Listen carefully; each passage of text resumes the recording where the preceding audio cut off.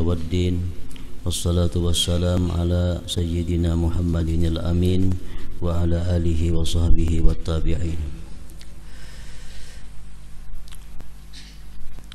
Qala al-musannif al-imam Abu Hamid Muhammad bin Muhammad al-Ghazali rahimahullah wa nafa'ana bi ulumihi fid dharain amin.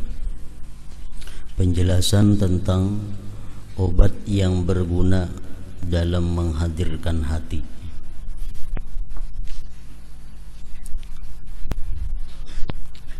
Cara-cara untuk bisa menghadirkan hati di dalam salat. Ketahuilah bahwasanya orang mukmin, orang yang beriman itu pastilah mengagungkan Allah Azza wa Jalla. Orang beriman pasti mengagungkan Allah Azza wa Jalla. Takut kepadanya pasti. Mengharapkan kepadanya. Dan malu dari kelalaiannya, kesalahannya. Ia seorang beriman tadi tidak terlepas dari keadaan-keadaan ini setelah ia beriman. Malu kepada Allah, takut kepada Allah, mengagungkan Allah. Meskipun kekuatannya itu dengan kadar kekuatan keyakinannya. Antara satu dengan yang lain kada sama takutnya kepada Allah Subhanahu wa taala. Antara pulan dengan pulan yang lain kada sama malunya kepada Allah Subhanahu wa taala. Kada sama ta'zimnya kepada Allah Subhanahu wa taala. Karena itu sangat tergantung dengan kekuatan yakin yang ada di dalam hati. Keterlepasannya dari keadaan-keadaan ini dalam salatnya itu tidak ada sebab baginya kecuali terpecah-pecahnya pikiran, keterbagian geritik hati, gaib tidak hadirnya hati dari munajat, dan lalai dari salat. Padahal kita mengagungkan Allah, padahal kita takut kepada Allah, kita malu kepada Allah, tapi sifat-sifat itu kenapa di dalam sembahyang tidak hadir? Sifat-sifat itu dalam sembahyang kada ada wujud di dalam hati kita. Padahal kita kalau ditanya malu kepada Allah, malu, takut kepada Allah, takut, mengagungkan Allah, mengagungkan Allah. Tapi kenapa dalam sembahyang kada ada muncul sifat-sifat itu? Nah, sebabnya adalah karena terpecahnya pikiran, bermacam-macamnya geritik hati. Hati tidak merasa bahwa sedang munajat kepada Allah. Hati tidak merasa dalam keadaan salat. Nah, itu sebabnya yang membuat kita kehilangan sifat-sifat tadi di dalam sembahyang. Tidaklah melalaikan salat, melainkan geritik-geritik hati yang datang dan menyibukkan. Waktu takbiratul ihram, Allahu Akbar, bagus kita hati sadar bahwa aku sembahyang fardu zuhur menghadap kiblat 4 rakaat karena Allah Ta'ala. Waktu Allahu Akbar. Nah, sesudah itu datang geritik hati macam-macam. Itulah yang memecah konsentrasi kita, yang memecah pikiran kita, sehingga kita lupa bahwa kita berada dalam munajat, lupa kita berada dalam salat. Padahal Allahu Akbarnya sudah bagus. Maka obat dalam menghadirkan hati adalah menolak geritik-geritik hati itu, supaya hati bisa hadir, supaya sifat-sifat takut, malu, ta'zim tadi ada dalam hati waktu salat. Maka jalannya adalah menolak, menghilangkan geritik-geritik hati itu. Dan sesuatu itu tidaklah tertolak melainkan dengan menolak sebabnya. Geritik hati yang datang kepada kita silih berganti kada bisa kita hilangkan kalau kita kada menghilangkan sebabnya kenapa timbul geritik hati itu.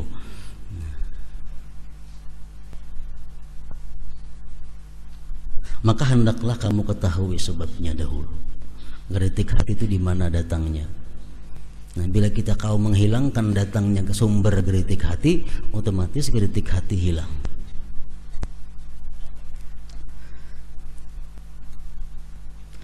Dan sebab datangnya geritik hati itu ada kalanya urusan luar yang di luar dari tubuh kita, atau urusan di dalam zatnya, atau urusan yang ada dalam hati kita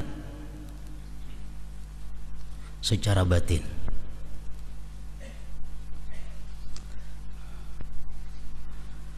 Jadi sebab datangnya geritik hati ada dua, ada yang dari luar tubuh kita, ada yang memang dari dalam tubuh kita.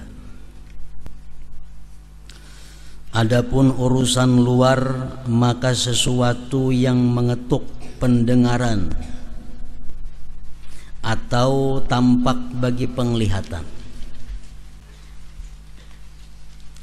Sesungguhnya hal itu kadang-kadang menyambar keinginan sehingga ia mengikutinya dan ia melakukan sesuatu padanya.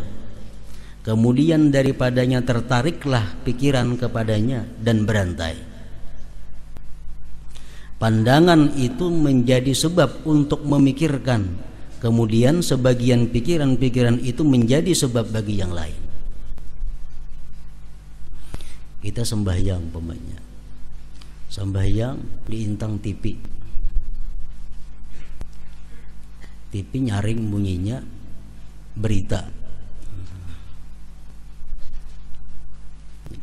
Sembahyang palingnya mendengar orang baca berita dalam TV.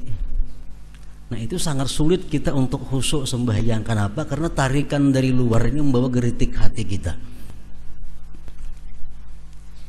Nah, itu artinya sebab timbulnya geritik dari luar tubuh kita. Atau kita sembahyang di hadapan sesuatu yang ramai, di hadapan sesuatu yang lalu lalang, atau di hadapan gambar-gambar macam-macam. Nah, kita melihat gambar-gambar itu menimbulkan geritik hati. Nah, itu ngarannya penyebab geritik hatinya datang dari luar. Nah, itu kalau kita biarkan berantai gini panjang jadinya geritik itu. Sambung menyambung.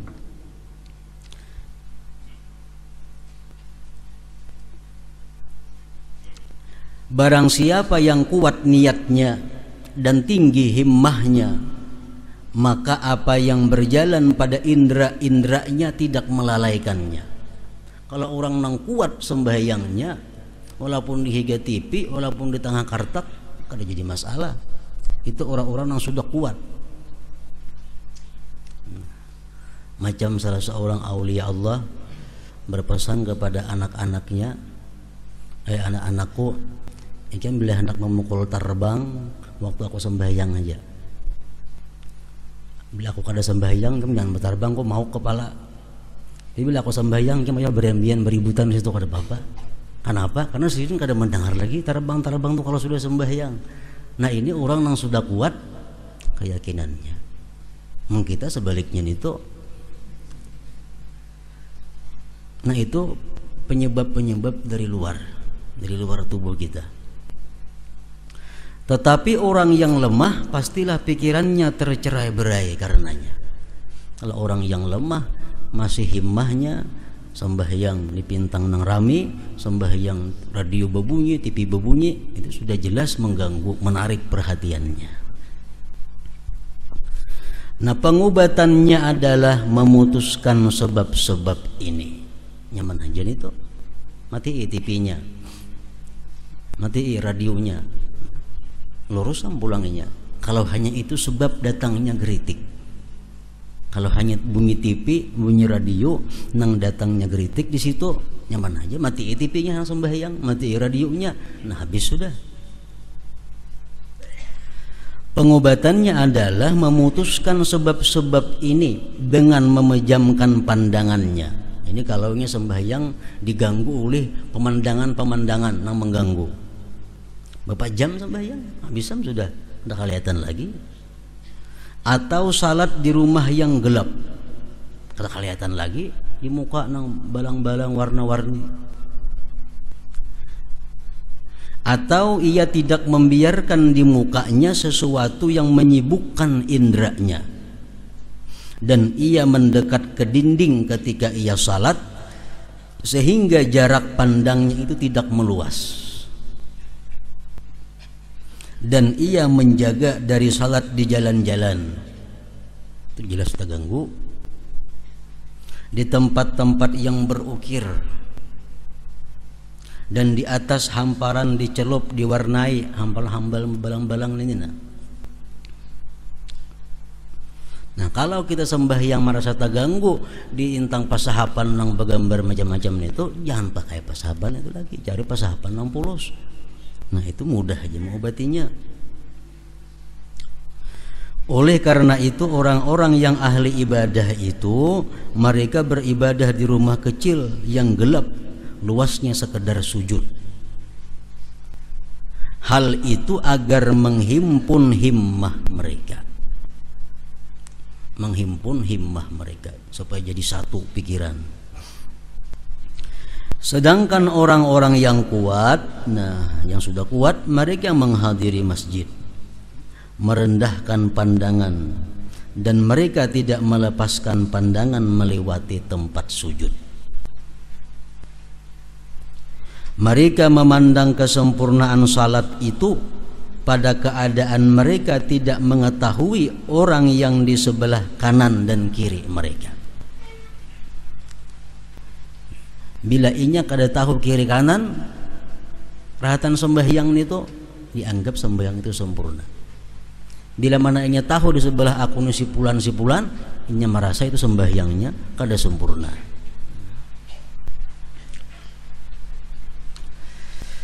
Ibnu Umar radhiyallahu anhuma tidak membiarkan mushaf dan pedang di tempat salat, melainkan diambilnya, dan tidak tulisan melainkan dihapusnya.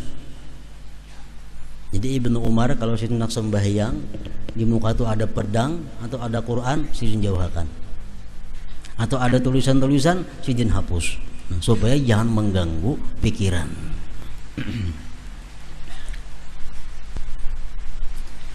Nah, jadi itu sumber geritik hati yang datangnya dari luar tubuh kita. Pengobatannya mudah, yaitu menjauhkannya, menghilangkannya.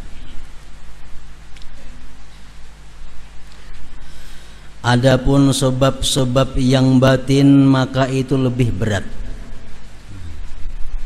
Geritik hati ini timbulnya dari dalam tubuh kita seorang. Nah, ini yang berat. Geritik hati timbulnya bukan karena mendengar suara-suara, bukan karena melihat warna-warni, tapi geritik hati timbul karena dalam hati seorang. Sesungguhnya orang yang keinginannya itu bercabang-cabang pada lembah-lembah dunia, maka pikirannya tidak terbatas pada satu macam pak saja.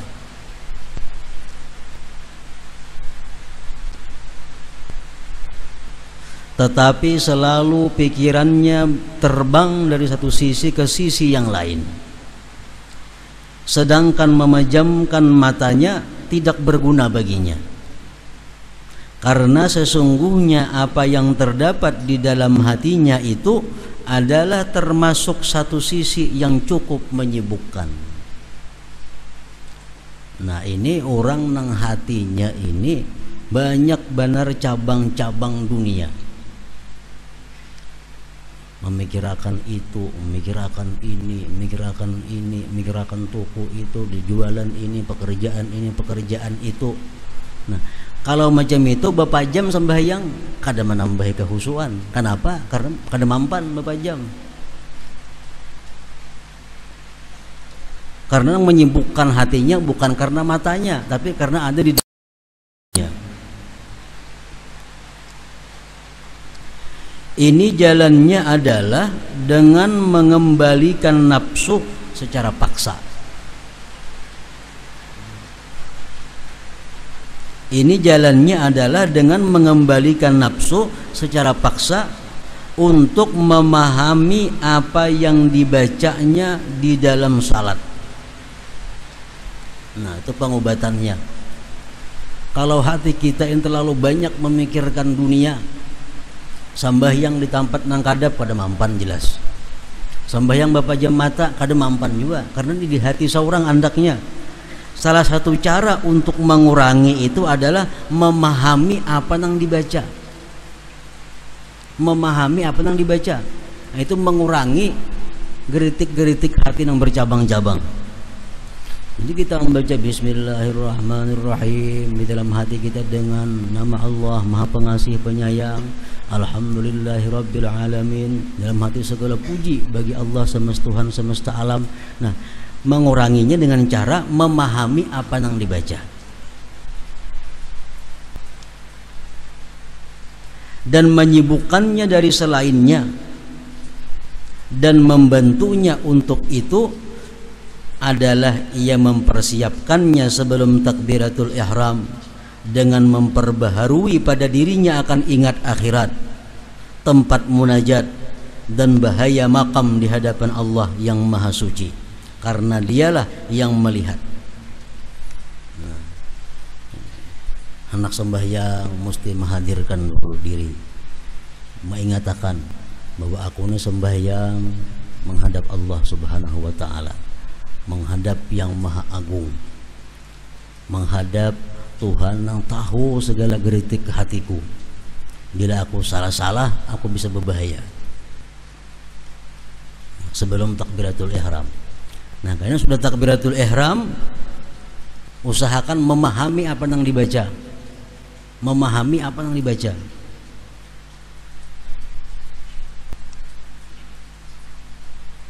Dan ia mengusungkan hatinya dari sesuatu yang menjadi perhatiannya sebelum takbiratul ihram untuk salat.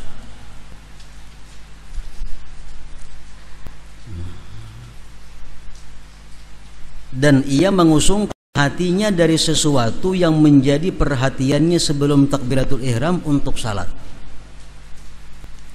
Jadi apa yang menyita pikiran kita sebelum salat dibirisakan. Umpamanya rahatan bemasak, jangan sembahyang lu masakakan dulu nasi. Rahatan menjerang banyu, kayaknya manggurak pas orang sembahyang, gelabak-gelabak dijirat banyu. Dirisakan itu, hendak bekami dirisakan supaya kosong hati daripada hal-hal yang menyibukkan kita sebelum sembahyang. Maka ia tidak meninggalkan kesibukan bagi dirinya, di mana geritik hatinya menoleh kepada kesibukan itu. Bila kita membiarkan kesibukan kita kada selesai sebelum sembahyang, kita bawa sembahyang pasti sudah geritik timbul. Pasti geritik hati kita timbul. Rasulullah sallallahu alaihi wasallam bersabda kepada Utsman bin Abi Syaibah, "Inni nasitu an aqula laka an tukhammil qidral ladzi fil bait." Sesungguhnya saya lupa untuk berkata kepadamu untuk menutup periuk yang ada di rumah. Nabi suruhnya menutup periuk yang ada di rumah. Nabi nang sembahyang sidin suruh di sini tadi pada ingat nyuruh hikam nah tutupilah kasih. Itu ada periuk di rumah yang belum tutupi. Karena sembahyang agak nangan panci bebukaan tadi berusia ada kucing makan habisan udah kau makan lagi gini aku nih nak timbul geritik. Nah jadi banyu-banyu tutupi, iwak tutupi, nasi tutupi supaya jangan ada timbul geritik itu. Sesungguhnya tidak seyogianya ada sesuatu di rumah yang menyibukkan manusia pada salat mereka. Ini adalah jalan menenangkan pikiran. Hendak sembahyang, hadirkan dahulu hati bujur-bujur. Hanya di samping sudah menyelesaikan yang mendesak, menyelesaikan hal-hal yang bisa mengganggu, takbiratul ihram, memahami apa yang dibaca. Itu salah satu obat untuk supaya bisa khusyuk. Ini adalah jalan menenangkan pikiran. Jika gejolak-gejolak pikirannya itu tidak tenang dengan ubat yang menenangkan ini, sudah nang sembahyang ingatakan nah di intang siratal mustaqim berdiri. Semua nanti rumah sudah simpun semuaan. Takbiratul ihram baik. Makna Fatihah sudah belajar, paham arti Fatihah. Arti-arti surah-surah sudah dipaham, sudah. Sembahyang tatap hati liar kasih itu kamari. Dan sudah berusaha. Nah kalau macam itu halnya kada mampan juga cara nang macam ini, maka tidak menyelamatkannya kecuali obat cuci perut, garam Inggris dan sebagainya, becahar maka. Kenapa sebabnya? Karena penyakitnya ini sudah masuk ke urat-urat yang ada dalam awak, bukan hanya di hati lagi, sudah menyebar ke seluruh awaknya. Yang menguras penyakit dari kedalaman urat-urat, yaitu ia melihat terhadap urusan-urusan yang menyibukkan dan memalingkan dari penghadiran hati, dan tidak ragu bahwasanya itu kembali kepada keinginan-keinginannya, dan bahwasanya hal itu menjadi kepentingan-kepentingan syahwatnya. Maka ia menyiksa nafsunya dengan mencabut syahwat-syahwat keinginan-keinginan itu dan memutus hubungan-hubungannya. Ada jalan lain kalau kayak itu daripada memutus hubungan dengan yang menyibukkan itu.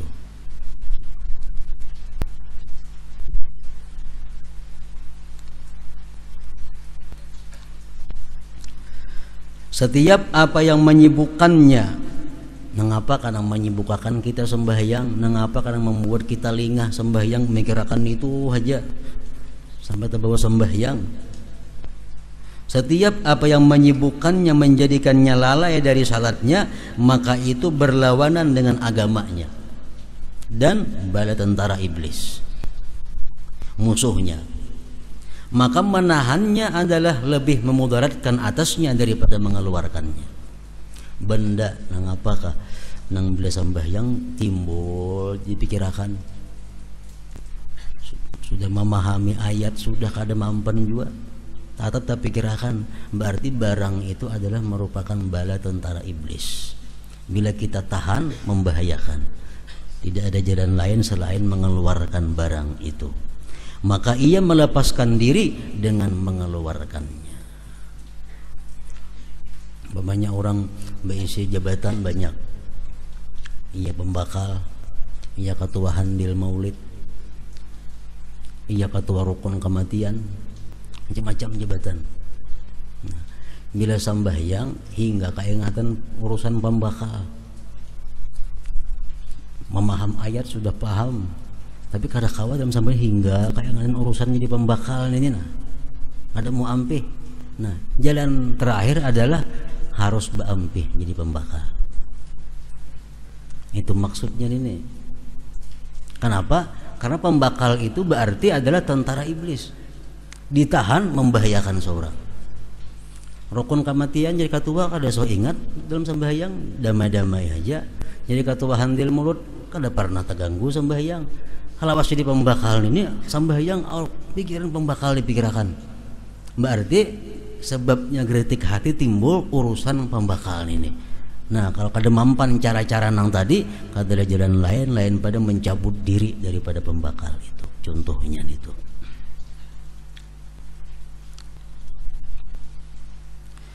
Sebagaimana diriwayatkan bahwasanya Rasulullah Shallallahu Alaihi Wasallam ketika beliau memakai pakaian hitam bersegi empat yang diberi oleh Abu Jaham, pakaian itu ada lukisannya.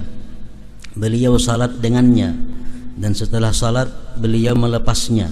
Beliau Sallallahu Alaihi Wasallam bersabda, "Idhabu biha ila Abi Jahmin, fa innaha alhatni anifan an salati, wa'tuni bi ambajaniyati Abi Jahmin." Artinya, bawalah itu kepada Abu Jaham, karena pakaian itu tadi melalaikan aku dari salatku, dan bawalah kepadaku selimut Abu Jaham. Nabi kita diberi Abu Jaham pakaian hirang nang berwarna berlukis ada. Begitu sirin sembahyang, sirin melihat lukisan itu, terpikirkan lukisan itu. Nah, tuntung sambahyang sidin pacul baju nito, bulikakan bajunya ke Abi Jaham. Aku minta nang biasa nang kada balukis saja. Nah, itu ngarannya mencabut diri daripada akar nang menimbulkan geritik. Contohnya. Dan Rasulullah sallallahu alaihi wasallam menyuruh untuk memperbaiki tali sandalnya. Kemudian dalam salat beliau memandang kepadanya karena tali sandal itu baru. Maka beliau menyuruh untuk melepas tali sandal tadi daripadanya dan agar mengembalikan tali sandal yang dahulu yang usang. Kenapa? Karena tali sandal ini sumber datangnya geritik hati. Untuk mengobati itu kada lain daripada memutuskan diri daripada sebab datangnya geritik hati itu.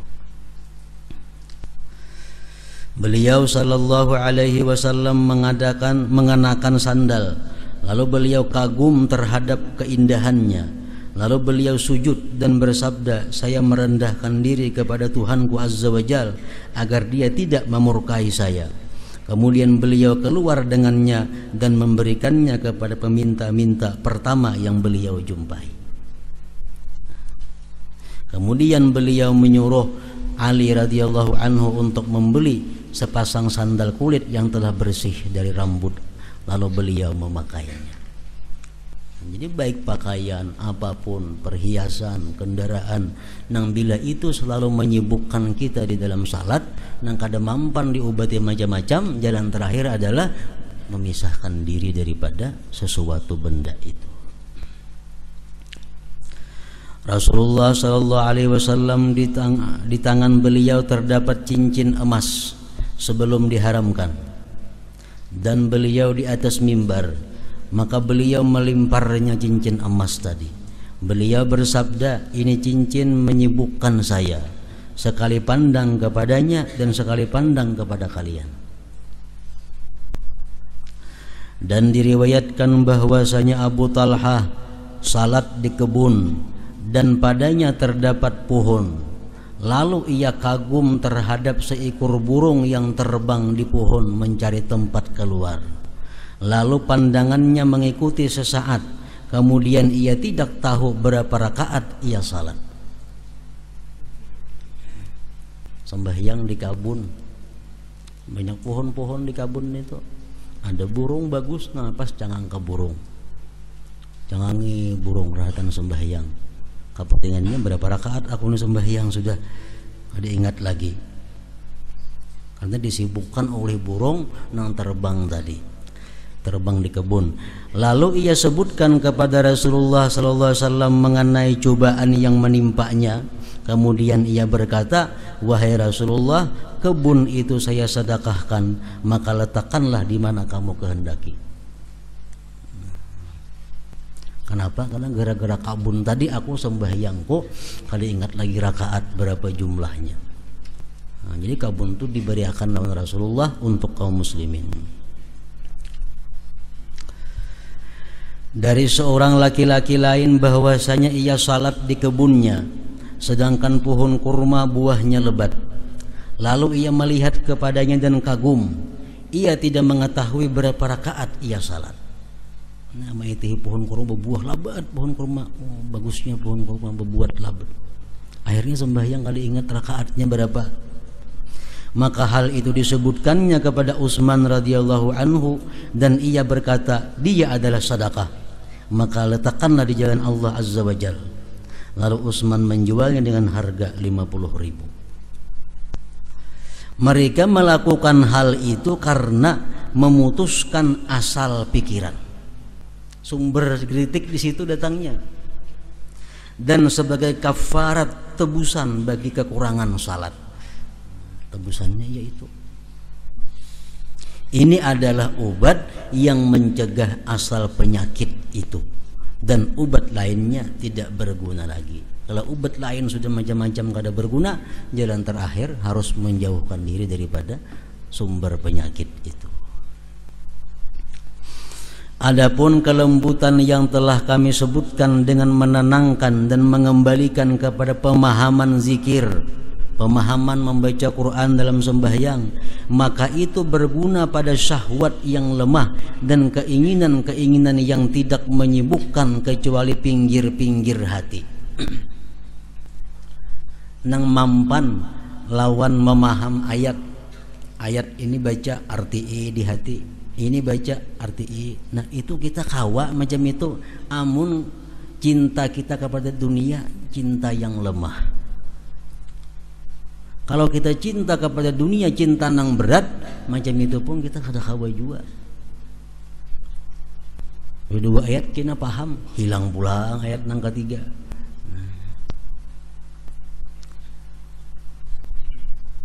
Adapun syahwat yang kuat dan menggebu-gebu, maka padanya penenangan itu tidak berguna. Tetapi selalulah kamu menariknya dan ia menarikmu. Kemudian ia mengalahkanmu dan habislah seluruh salatmu dengan kesibukan tarik-menarik itu. Perumpamaannya adalah seorang laki-laki di bawah pohon di mana ia ingin menjernihkan pikirannya. Aku hendak bertenang-tenang, hendak berlapang-lapang, duduk di bawah pohon.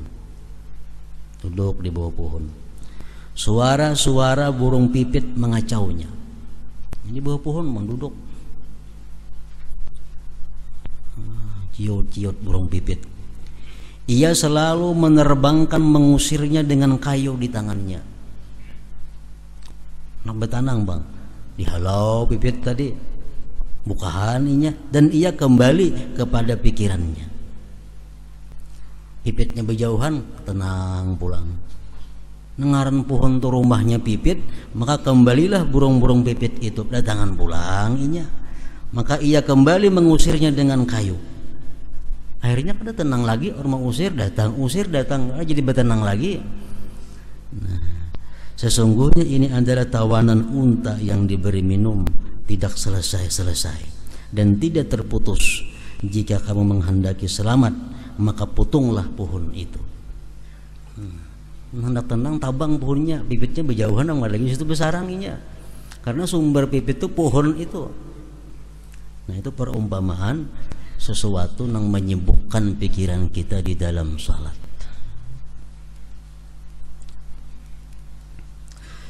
Demikian pula pohon syahwat, pohon keinginan apabila bercabang-cabang dahannya, macam-macam nang dikaping ini, itu dikehendaki, ini dikehendaki, banyak keinginan, maka pikiran-pikiran tertarik kepadanya seperti tertariknya burung-burung pipit kepada pohon-pohon, dan seperti tertariknya lalat kepada kotoran-kotoran. Kesibukan itu lama dalam menulaknya. Sesungguhnya lalat itu setiap kali ditulak, diusir, maka ia kembali. Oleh karena itulah disebut lalat zubab. Maka demikian juga geritik-geritik hati.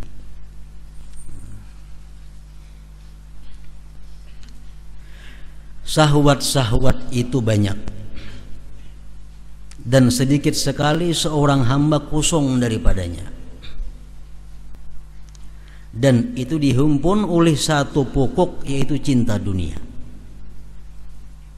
Itu cinta dunia adalah pangkal setiap kesalahan, dasar setiap kekurangan, dan sumber setiap kerusakan.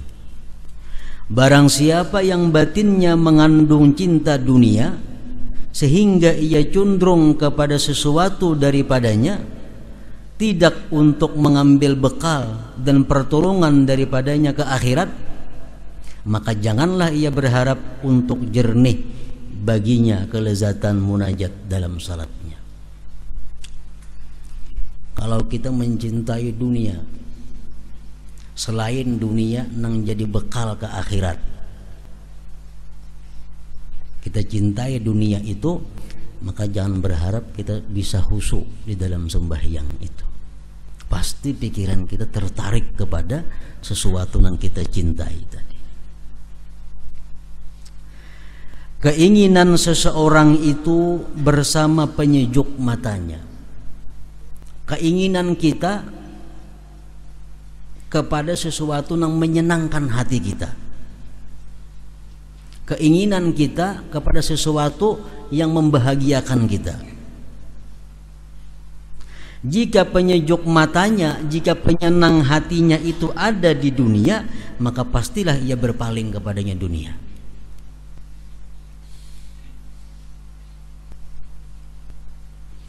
Jadi syahwat kita, keinginan kita itu bersama kada terpisah lawan nang disenanginya. Bila nang kita senangi itu di dunia, nah, maka dia selalu bersama dunia. Keinginan seseorang itu bersama penyejuk matanya, artinya penyenang hati. Jika penyenang hati, penyejuk matanya itu ada di dunia, maka pastilah ia berpaling kepadanya. Nah, tetapi bersama ini maka tidak sayogianya untuk meninggalkan mujahadah. Artinya berjuang, melatih diri, berjuang supaya bisa sembahyang itu sesedikit mungkin lalainya, sesedikit mungkin lupanya kepada Allah Subhanahu wa ta'ala.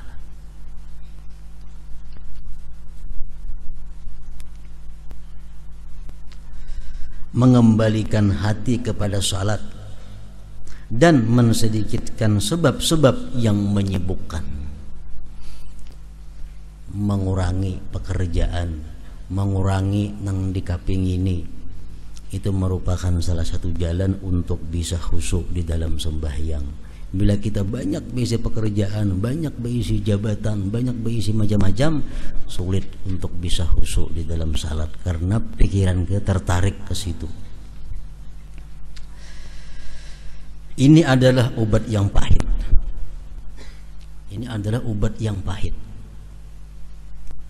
Bila sembahyang keingatan sepeda motor, keingatan sepeda motor, beriakan sepeda motornya.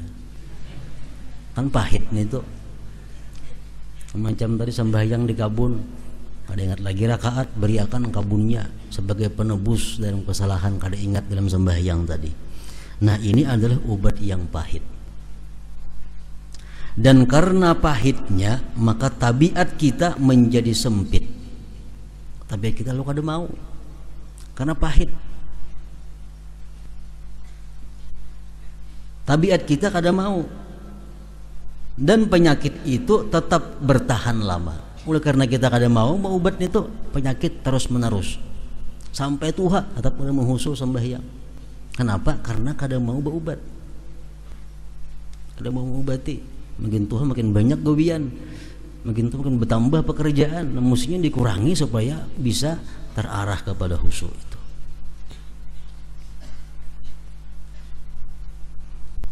Dan penyakit itu menjadi pencegah,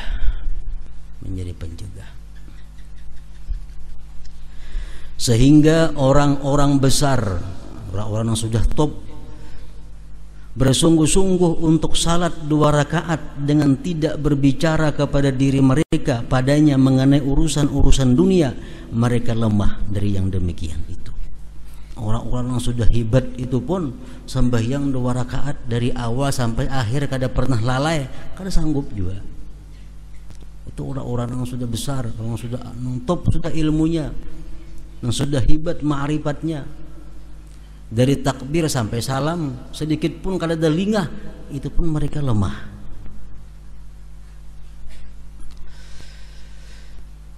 Bersungguh-sungguh untuk salat 2 rakaat dengan tidak berbicara kepada diri mereka padanya mengenai urusan-urusan dunia, mereka lemah. Nah, urusan dunia itu bukan hanya urusan-urusan toko, bukan hanya urusan makan, bukan hanya urusan-urusan pakaian, bukan hanya urusan perhiasan. Termasuk dunia itu ada urusan-urusan yang di luar kada patut diingat dalam sembahyang. Imam Ghazali contohnya, rahatan sebelum sembahyang sih mengarang kitab tentang bab haid. Dalam sembahyang tak bawa ingat, aku tadi arang bab haid. Nah itu sudah mengurangi kehusuan sembahyang. Kenapa? Walaupun itu masalah agama nang dikarang, cuma kada letaknya dalam sembahyang mengingat hal itu.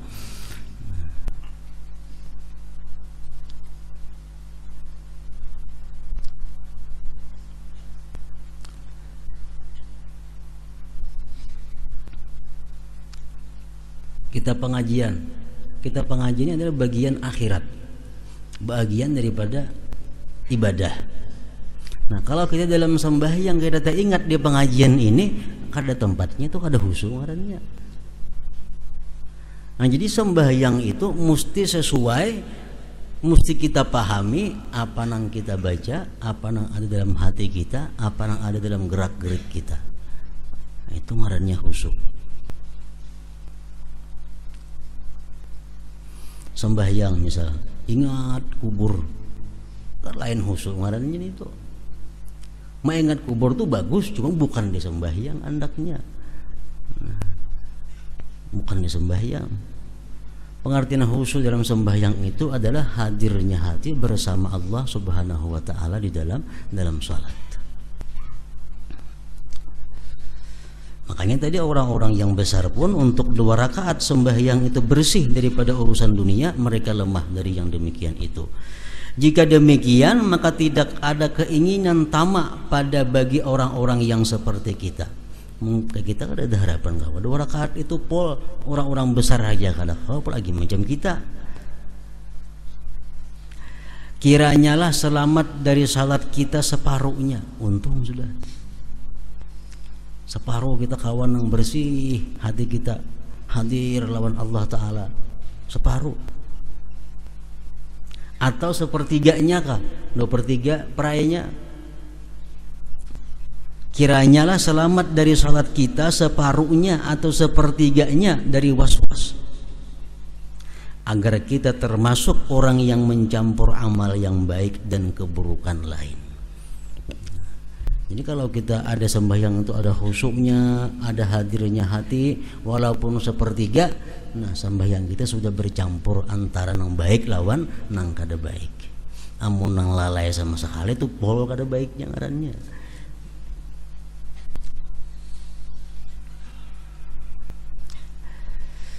Secara jumlah keinginan-keinginan dunia dan keinginan-keinginan akhirat itu di dalam hati adalah seperti air yang ditumpahkan di dalam gelas yang penuh dengan cuka. Maka menurut kadar air yang masuk padanya, keluarlah cuka daripadanya. Niscaya pasti dan keduanya tidak berkumpul. Jadi antara orang zikrullah, antara orang yang hubud dunia dengan orang yang cinta kepada Allah itu kadang muta kumpul. Lawan dunia cinta, lawan Allah cinta, kada mau kedua-duanya sama. Nah, seapa kadarnya kita cinta kepada Allah, sisanya itu cinta kepada dunia. Kita cinta kepada dunia 75%, 25% kita cinta kepada akhirat. Dan keduanya, cinta kepada dunia dan cinta kepada akhirat tidak akan berkumpul. Nah, kemudian penjelasan tentang perincian sesuatu yang sayugianya untuk dihadirkan di dalam hati pada setiap rukun dan syarat dan amal-amal salat. Nah, ini yang penting. Apa yang harusnya waktu ruku, apa yang harus kita hadirkan. Waktu sujud, apa yang harus kita hadirkan. Waktu i'tidal, apa yang harus kita hadirkan di hati supaya bujur-bujur pas lawan yang sebenarnya. Afdalul dzikri fa'lam annahu